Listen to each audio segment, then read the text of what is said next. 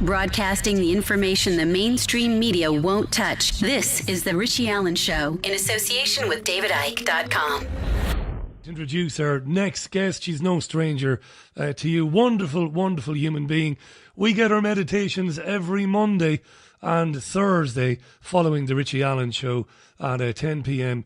BST. Check out our website, livingasyoursoul.com. Terrific website.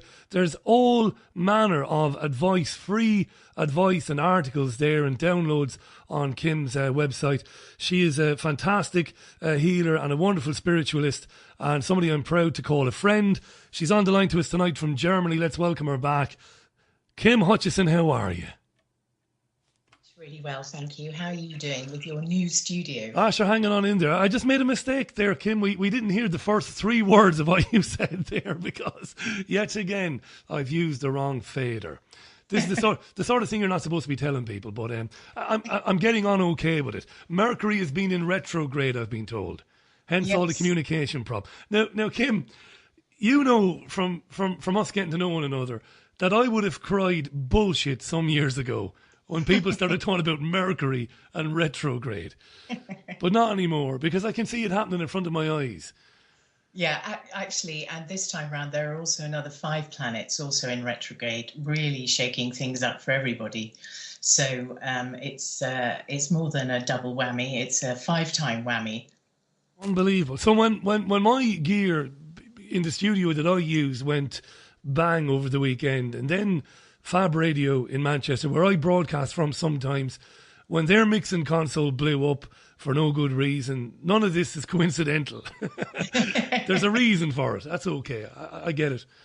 Terrible, though. Terrible when it happens. Great to be chatting with you again, Kim. I'm looking forward to tonight's meditation later. Just before we crack on and chat about what we're going to chat about, what's tonight's healing meditation about? It's for your... I can't remember now. Yeah, so you caught you on the hop there. Upper heart receiver. So that's your 6th receiver.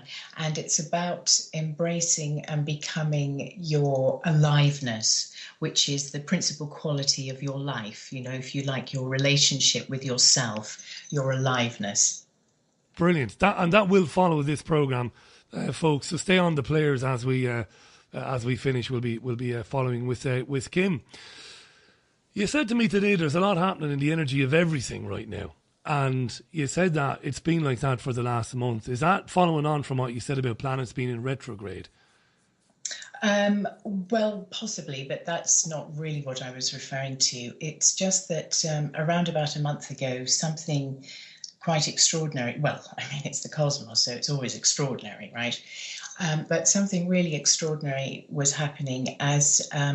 if you like, portals were being opened up. It was almost like curtains were being pulled across to reveal the access to planet Earth from everything else. So enabling all of us, if we so choose, to connect up with and become more and more aware, but also much more easily aware of our own power, of what we are here to do, of what we are here to be, and of the part that we're all playing in this grand awakening. I've just tweeted out, by the way, is that any comments for Kim and what we're going to be talking about, we can basically put them to Kim. Just tweet at Richie Allen Show. And if you want, include at Live As Your Soul, which is Kim's Twitter handle as well. Alex was on to say, this is how much of an amateur I am. I have no idea what Mercury being in retrograde actually means. Neither did I, Alex, but it's absolutely extraordinary when you start looking into it. It's really good. Zana is in New Zealand, says good morning to Kim. Good morning, Zana. Yes, got it. Oh, yeah, of course, it's very early in the morning there. So it is. Right, so when we do get to questions, we'll put them to you. So you said something to me a few weeks back when we said we'd ask you to come back on again. You said you wanted to address the issue of serenity as strength. Now, serenity, when I hear serenity, that's the state of being serene. And what that conjures up for me, Kim, is a blissful sense of peace and relaxation, a kind of a state of no worries, no fears, no hassles. How do we define serenity? Well, I think you've defined it pretty well there. I would also add in that it's a sort of state of no attachment. If you imagine, if you are truly unattached, in other words, not trying to control or manipulate or manage any particular outcome in any part of your life, you can imagine how completely free and easy and indeed serene you become. Children, whilst not very small children, whilst they don't naturally conjure up an image of serenity, but when you look at babies, they have no outside power and no external power, but they very often, they will be described as being serene. You know, clearly not when their nappy needs changing or they need a feed, but they'll just lie on their backs and gurgle away. And very young children will just run about. And even though that can be quite noisy, that is also a state of serenity, because they're not concerned, they're not living their life moment by moment as, unless this something happens, I can't be happy. Unless this other thing happens, I can't be well. They have no attachments to anything. And what that means in terms of our energy is when we are attached to any particular outcome in any part of our life, the energy of that becomes attached to us, because that is what we are intending and what we're fighting for and what we absolutely must have. This is what I want. And when you do that, when you're attaching your energy to, in effect, another part of energy, which is the outcome, then what you're also automatically doing is disconnecting yourself from the energy of everything else. So you've automatically taken yourself out of your power. And that's why having all of these attachments is extremely stressful. When you are able to just understand that actually you can't control any outcome anyway, so you might just as well give it up, then you become more and more peaceful and you enter into that state of serenity, which means that whatever else is going around, nobody can brainwash you, nobody can coerce you, nobody can control you, nobody can force you to do anything, because you are in the strength of that serenity of connection to the all and everything. If I've explained that well enough. You have. And you know, when you're the other way, when you're bothered by everything and everything, you know, everything that's happening around you, you take it personally and it drives you around the bend. When you meet people whom, I mean, I used to know people whom kind of fit the bill of what you've described there, Kim, whom let things happen and went with the flow of things. They used to drive me mad, Kim. It used to make me really angry, people like that. Really angry, you know, when all is going chaotic and there's somebody there with a smile on their face and they're acting like it doesn't really matter. Because ultimately it probably doesn't. It used to drive me mad, that sort of person, yeah. Well, yes, what you were sort of describing there too is sort of being in the eye of the storm. Yeah. Isn't it? You know, you're standing there and allowing the maelstrom to swirl around you. But of course, when you're able to do that, or when you choose, when you intend that, then what happens is you're also able to see infinitely more options for action than, of course, you can if you're panicking around and doing the old headless chicken routine. Then you can't see anything because all you're concerned is trying to manage or control the situation. When you step back from that, you begin to see millions more opportunities and understandings and ideas about what you can do and how you can be. And that, of course, is also the purpose of the meditations. People often say they feel really peaceful after doing the meditation. And that is a state of serenity. You know, that peace means when you're in that deep level of peace, you've automatically entered into your own body's automatic healing mechanism, because you're connected up to everything. And you begin to allow yourself to have an experience of not only having an experience of your power, but beginning to understand how you can utilize that and how you can play your part within that and take your part within the world. So you become in the world, but not of it. There's a saying which I'm about to mangle because I always misquote unintentionally, but it goes something like, place your heart at the feet of the lotus and plunge into battle.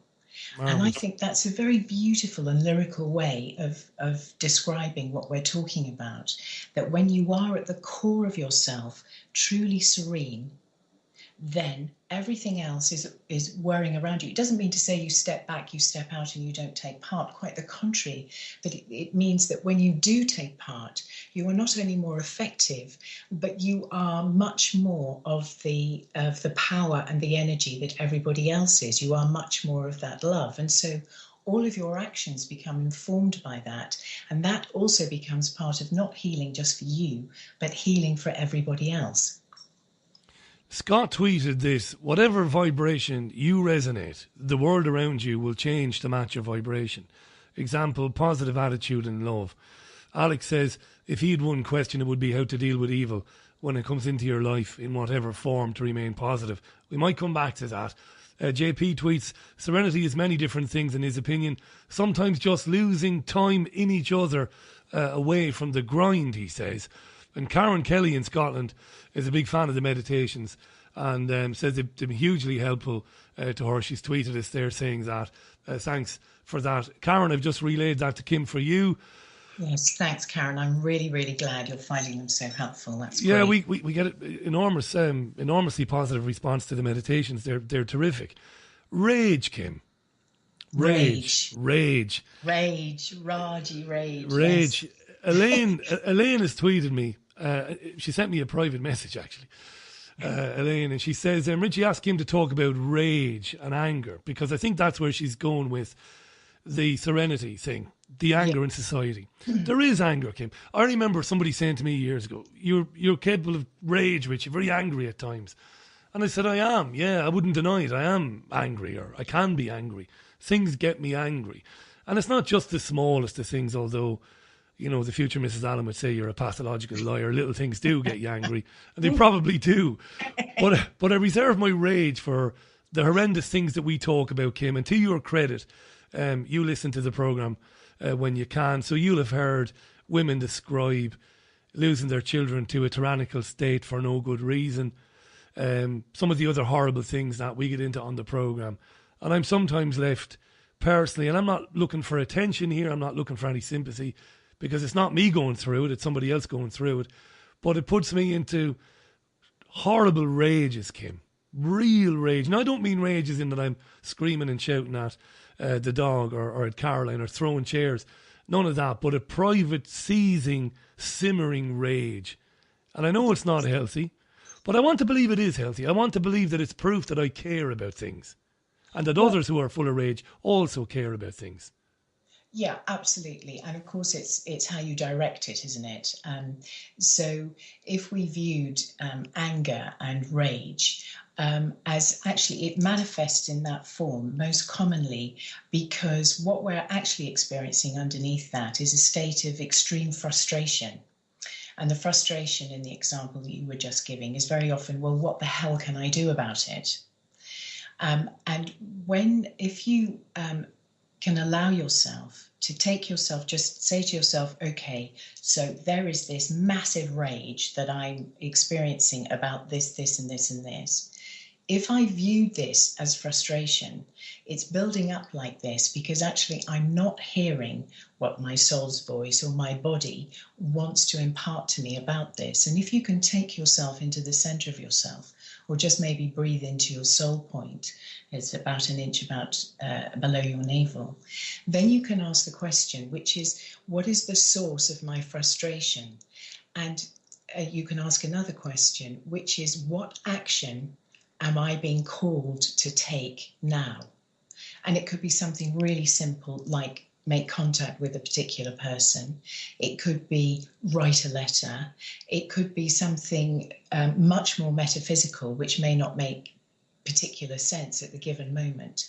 But use that energy to drive yourself in a different direction rather than drive yourself down and wrap around and go around a sort of concentric spinning circle of rah.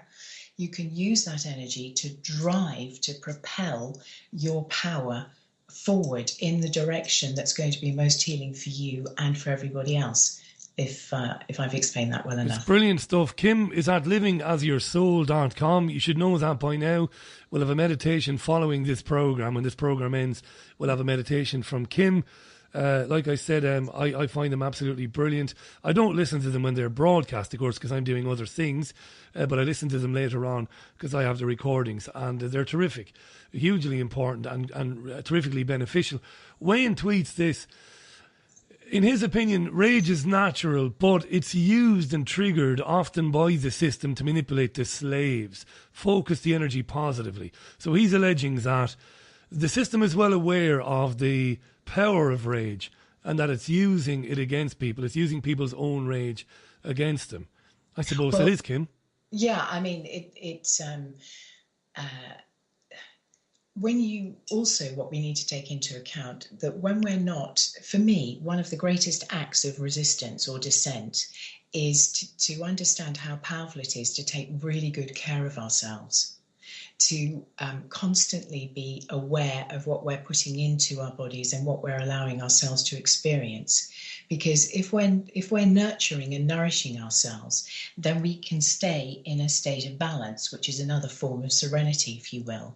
And then we're not easily flipped out into a state of frustration and rage when the triggers are given to us by the appalling things that we hear and by the chemicals that they're spraying upon us and all of the other things that we know that they're doing, which banks up our fires of rage. Then what we can do is just understand that this is, again, another opportunity to take us into a form of our energy that perhaps we haven't explored very much, but certainly is there for us to step into. Whenever you are given an experience or you feel yourself experiencing rage or frankly any other emotional state, know that always, if you choose, you can get out of it very simply by dropping back down into your body and allowing that energy to take you down into where the healing path is, if you will. You can go the rage path, you can go the frustration path, you can go the mad path, or you can go the healing path. And that is within our gift, and that is something that nobody can take us away from. And the reason, of course, that they're doing it is because if we're in a permanent state of rage of one form or another, then we're not in our power. I've had a brilliant email from Lorraine, and I know Lorraine. It's Lorraine Kelly, somebody I know from Dublin. Was listening to this with great interest because she's a big student of energy healing and of healing in general. And Lorraine says, Richie, will you ask Kim to comment on the pineal gland and the importance of it for ourselves, for our health, for our well-being, and how it's being targeted? Now, I don't know when she sent that email. I know you've just mentioned about the spraying and stuff like that. Maybe that email was just coming in when you said that. But the pineal gland, Kim, do you want to tell our listeners who maybe don't know what it is, where it is, and what it does? Right. Well, some people describe it as the seat of the soul, as a sort of main connection point with our consciousness, if you will. And whilst I of course agree with that, actually, every part of our being, every organ of our being is a part of our consciousness and can take us into profound depths of our power, our awareness, our serenity, our consciousness. It's not just the pineal gland. It's also our liver, our kidneys, every single part of our body. Every single organ and part of our body has been made from, literally formed and fashioned from particular types of consciousness, but from particular types of conscious awareness. And it is the culmination of all of these different types of consciousness, these bands of energy, if you will, that produce us in our total form. So even if our liver or kidneys or pineal gland is experiencing some detriment of some description, that can't in and of itself cut us off from our consciousness. Yes, indeed, they are doing what they can to try and disconnect us from our pineal gland, if you will. But that doesn't worry me, actually, because even if they were to succeed in that, what I want to say is they can't, because the power of your intention, the power of your connection supersedes everything. If that weren't true, then healing, energy healing, could not take place. If you see what I mean. I do see what you mean. Yeah. So it's rather than focus on that, focus on the understanding that your body is so extraordinarily brilliant and capable and powerful, and each part of it has been most carefully considered and presented to merge as a whole. And each part, each of your organs, each of your principal organs has its own separate relationship.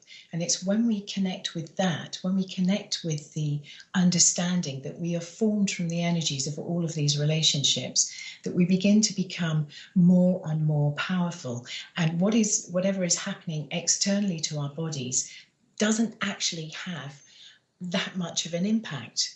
I mean, there have been loads of studies showing that people who are meditating through an illness or who are connecting very consciously with their consciousness, with their power, with their spirit, with their soul, have much better outcomes when taking even standard healthcare regimes, pharmaceutical regimes. They have completely different outcomes, because this power, this energy, this serenity, if you will, is infinitely more powerful than anything else. And I know it's really difficult to believe, particularly at first, but if you start trusting it, start having, if you like, suspending your belief or disbelief, and just maybe start off with the meditations. And just as you begin to allow yourself to drop into it more and more and more, you really do and will begin to see extraordinary changes in your life that happen effortlessly, because you're connecting with the power that's real, rather than all of this rubbish power that they tell us that, well, you're going to have a problem now, and we're going to attack you, and you're not going to be able to connect up, and you can't do this. That is true. If you believe that's true, then that is what you will experience. But it isn't actually true. Folks, Kim Hutchison is on the line. Do go to livingasyoursoul.com. This is brilliant stuff. It's really important stuff. Kim, there's some really interesting questions coming in. I've had an email from Alan Hughes. Now, I know one of the things he wanted to talk about was, how we can connect individually to the cosmos and how we can understand that. And I don't want to not talk about that. But I've had a really interesting question from Alan Hughes, who's emailed me. The email address, by the way, is richie@richieallen.co.uk. The Twitter handle is @RichieAllenshow. Alan says this: Richie, I've listened with great interest to Kim when she's been on before, and I really enjoy listening to her. She's never gotten into things like cancer before, though. I wonder why that is. Does Kim believe that we have it within ourselves, that we have the ability within ourselves to defeat things like cancers and tumours? Now, it's a bit longer than that, the email. There's 4 or 5 paragraphs in there. But listening to you there, Kim, and thinking a lot, I've been thinking a lot lately about cancer and cancer treatments, and various people coming under pressure for talking about treatments for cancers. It's illegal. We got into it with Julia Fairfax on the programme a couple of weeks ago. It's illegal in this country to even talk about a cure for cancer. Where is the power of our infinite awareness, our souls, our own energy fields to deal with these sorts of diseases, these sorts of threats to us? Do we have it within us to, I suppose, in effect, Kim, to will it away?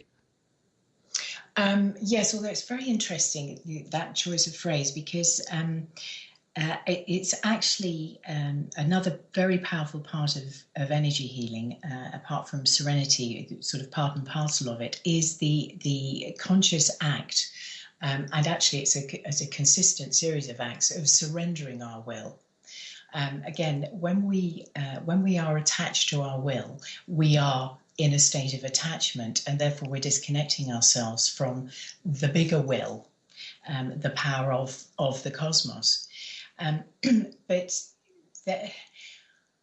cancer is basically cell replication, yes, massive cell replication. And within us is our own, not only our own healing mechanism, but also within us is the call that produces every single part of our physical being, every single part.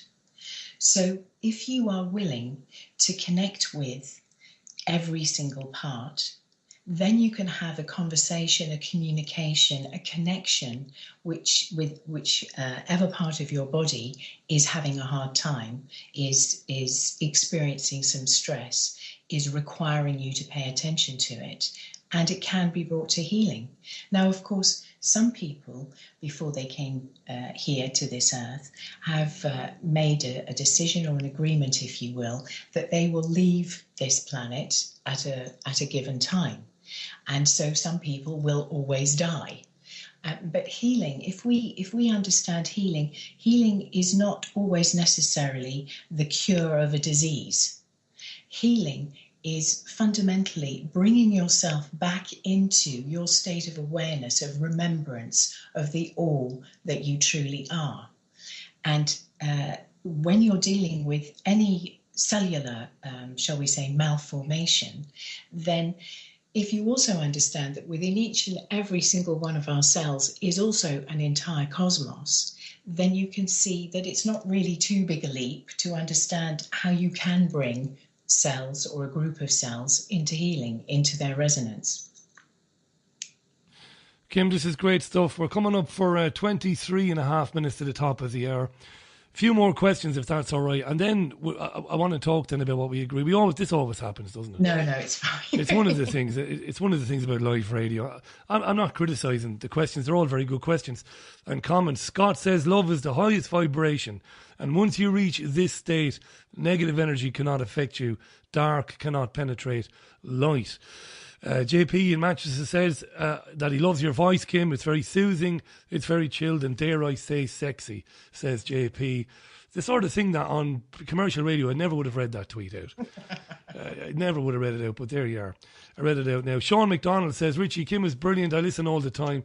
Any thoughts of the toroidal energy being an implicit energy? Now, I obviously haven't a clue what Sean is talking about. Toroidal energy, Toroidal, being an implicit energy. What's toroidal energy? I have no idea. I don't know. That's a new one on me. Perhaps Sean can explain. Yeah, let us know, Sean. Will you let us know where you're going with that? Yeah. Problem with Twitter is you've only got so many characters. Yes. When you're writing a question, it's kind of difficult, yeah. It's at Richie Allen Show on Twitter, richie@richieallen.co.uk. Hubertes says he believes we are sentient electric beings in a sentient electric verse. Not omniverse or universe, but verse, he says. Shona says, how you doing, Shona? It's been a while since I heard from you. I read a book called Dying to Be Me by Anita Moorjani, who should have died but healed herself through meditation and diet, etc. I'll tell you something else, Kim, and I'm not saying this because you were on, and I'm not kissing your backside. I am convinced that people have no idea just what they can do for themselves through meditation. Most people haven't a clue, Kim. Yeah, absolutely. Because meditation, loads of people have their own perception of what meditation actually is, don't they? But meditation, my understanding, and certainly that's what these healing meditations are, meditation actually means to go to the center, and it's not just, of course, the center of you, but it's taking you into the center of the cosmos, so in the center of all power. And once you're in that state of power, then anything can occur. And anything, not just healing of body, but also of mind, and certainly of circumstance. And the meditations, even if you're perhaps not aware at the time that you're doing the meditation or a few days afterwards, I think it's easy to forget how powerful they are. They take you straight into the core, the center, the force of your power. And the more and more that you do it, the more and more resonance you develop and you become in your body. Everything around you and within your life will change. So changes happen outside of you as well as within you. So meditation is is really the central point. If you want to have any experience of your power, then you will need to develop your own practice of meditation. That is absolutely key. I remember a few years ago, Kim, my grandfather was spending a couple of weeks in a psychiatric hospital, which was more hotel than One Flew Over the Cuckoo's Nest, Kim. Good. It was more hotel. And so I went to see him anyway. I would have been probably in my mid to late teens. And on the way out there, I observed in a room off one of the corridors, there was a meditation session going on. And the Irish, more than anybody else, I think we've been programmed to laugh at and mock anything we don't understand. And some of the patients, and people were in the hospital for a variety of reasons, mild depression, maybe addiction issues or whatever. But they were being led through meditation by a man I got to know very well called Tony Reid.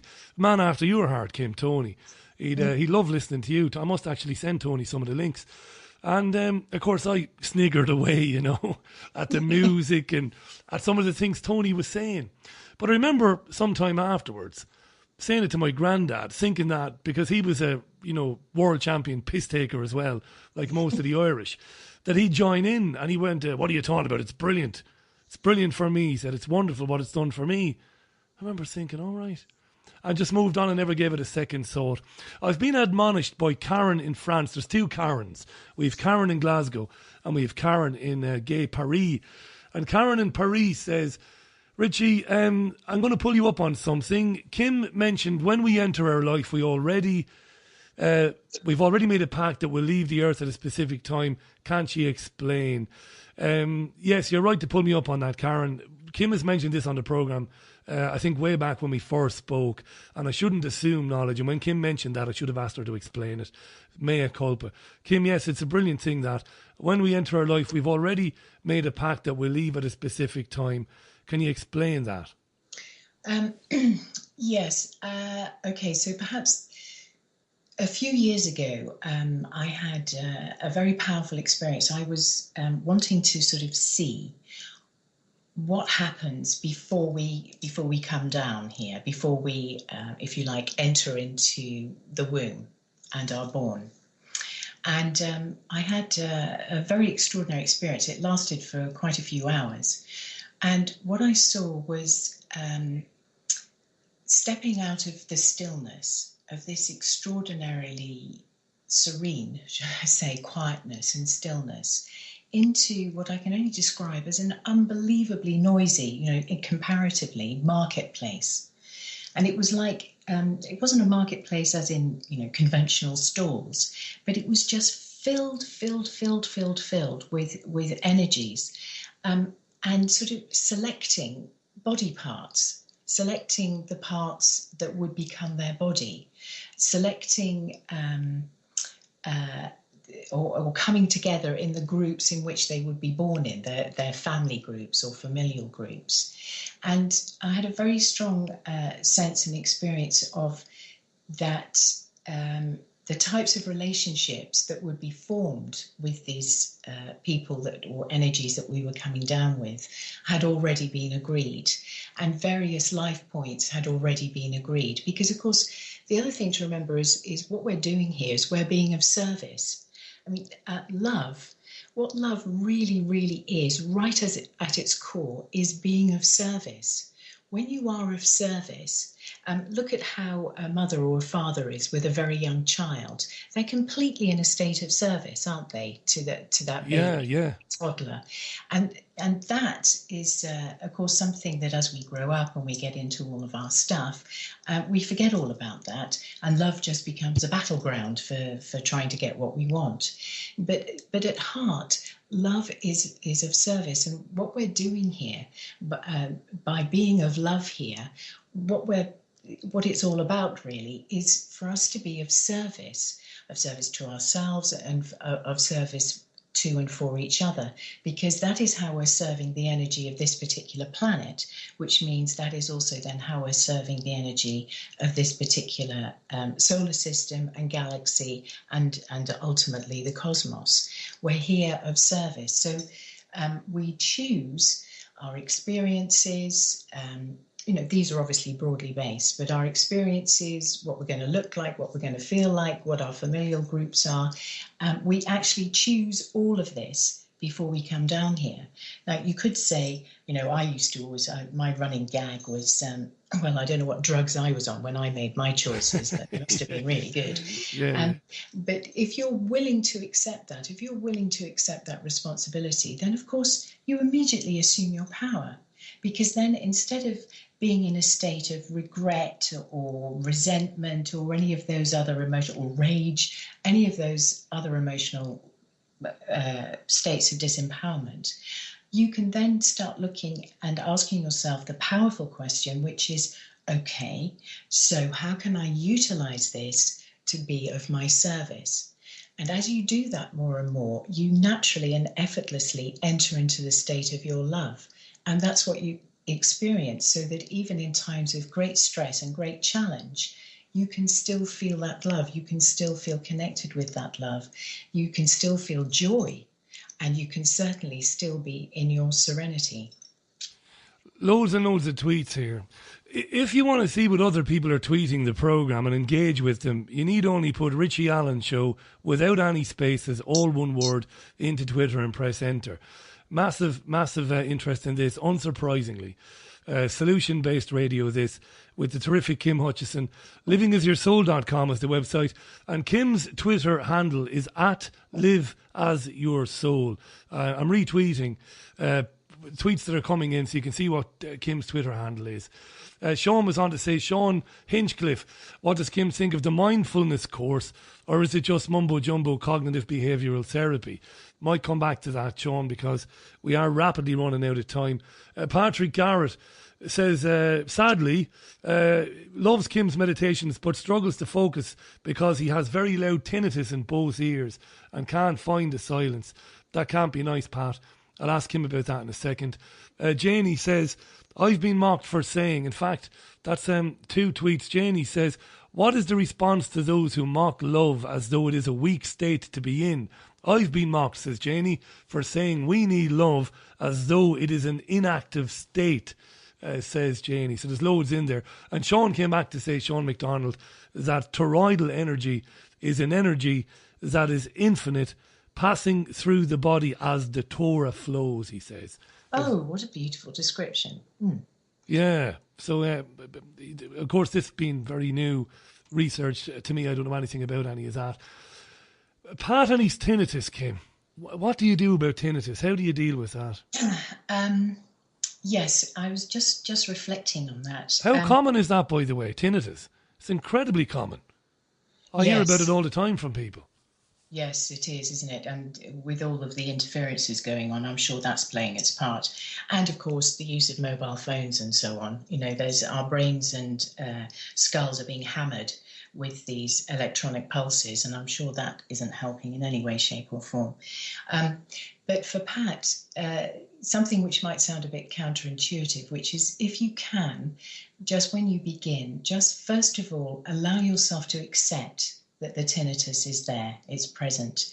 Just let yourself accept it, because I should imagine that what Pat's also doing is probably trying to fight against it a little, sort of go away tinnitus. I want to hear this meditation. So I'm getting stressed, I guess. You what, sorry? I'm getting very stressed by it. Yes, exactly. Good point.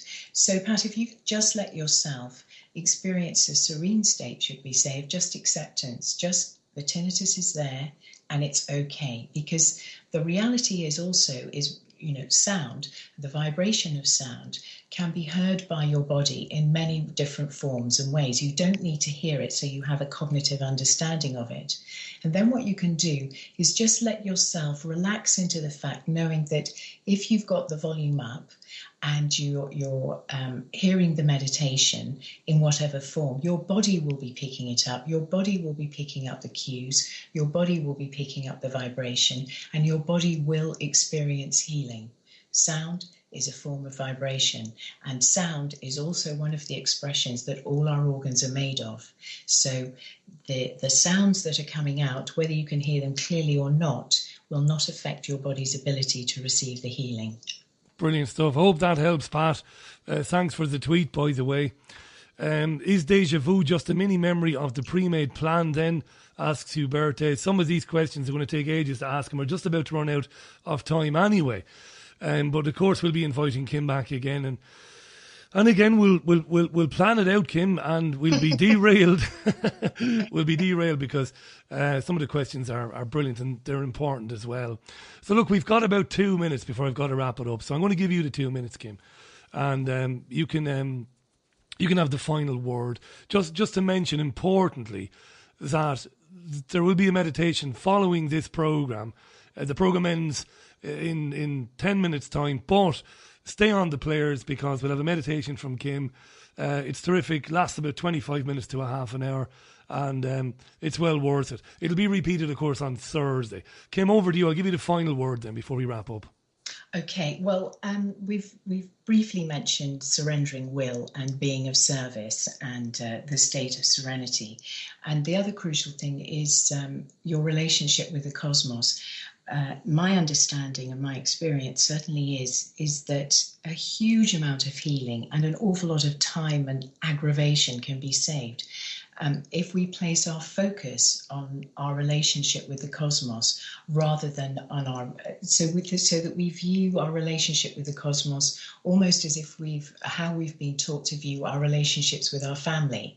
So take the pressure off individual people letting you down, not fulfilling your expectations, and all of the sort of angst that goes along so commonly with, particularly with familial relationships, but even with relationships with your lovers and even with your children. If you take your focus away from that and put your focus on your relationship with the cosmos, because that is the key, that is who you are, that is your core, and that's certainly where your healing lies, then you'll find that removes a huge amount of energetic pressure is removed from your relationships with everybody else. And they certainly experience that because your expectations will naturally lift because you don't need anything from them because you're focusing your relationship on the cosmos.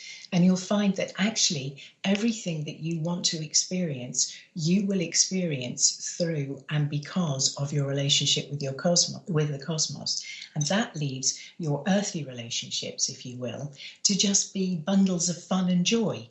And as I said, remove the angst. And that is, well, you can imagine it's not rocket science. That is a fantastically powerful thing and healing thing to experience for everybody concerned.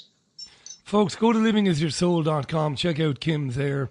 We'll have Kim back again in the near future, and we'll get into these areas again in greater depth. It's very important, solution-based, and thanks to so many of you for tweeting in that. You really appreciate this. I do as well. It was always the plan of the programme that while we do a lot of hard news analysis, that we leave plenty of time for this, because this is hugely important, because the solutions to the system don't lie within the system, they lie outside of it. And people like Kim Hutchison and many of the other contributors we have on this programme have got terrific solutions and terrific answers. I'm sure they have plenty of questions, but they have plenty of answers about how we can extricate ourselves from the nightmare that this paradigm is. Kim, thanks for all you do. I really appreciate it. Do you want to give a quick plug for the meditation, which is coming up in a few minutes? Yes, absolutely. So this is for your 6th receiver. So if you've been following them all, this is the next one in this series. And it will help to bring you alive so that you can really savour and experience the joy and the sheer pleasure and delight in just the experience of being alive. Kim, I can't wait to chat with you again. Thanks for all the work you do. Thanks for the support you give the independent media. And thanks for being you, and thanks for answering all those questions. Loved it. Thanks, Kim.